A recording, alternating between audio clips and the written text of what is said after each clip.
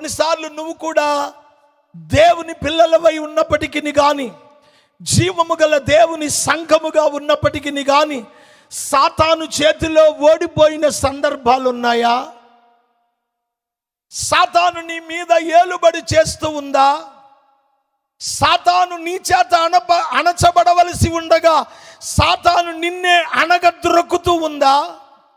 నీ విశ్వాస జీవితంలో, భక్తి జీవితంలో సాతాను చేతిలో ఓడిపోయి నెమ్మది సమాధానము లేక దైవిక దీవెనలన్నీ పోగొట్టుకొని ఒక దౌర్భాగ్య స్థితిలో కృంగిపోయి ఉన్నావా? ఏమనుకుంటున్నావు? దేవుడు నన్ను ఎందుకు వదిలేశాడు అనుకుంటున్నావా? దేవుడే నన్ను ఎందుకు ఆ సాతాను చేతికి అప్పగించాడు, ఎందుకు అపవాది నా మీద జయం పొందుతుంది అర్థం కాక సతమతం అయిపోతున్నావా? వీళ్ళు కూడా అలాగే బాధపడతా ఉన్నారు. ఎందుకు మనం శత్రువుల చేతుల్లో అణచబడ్డాము?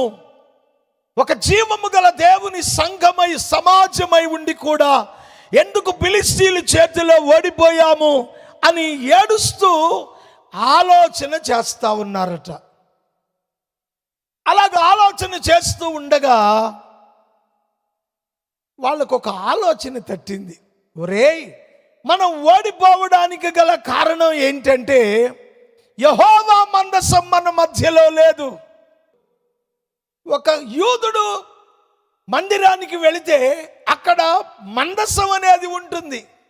ఆ మందసం దగ్గర దేవుడు ఉంటాడు అనేది వాడి నమ్మకం.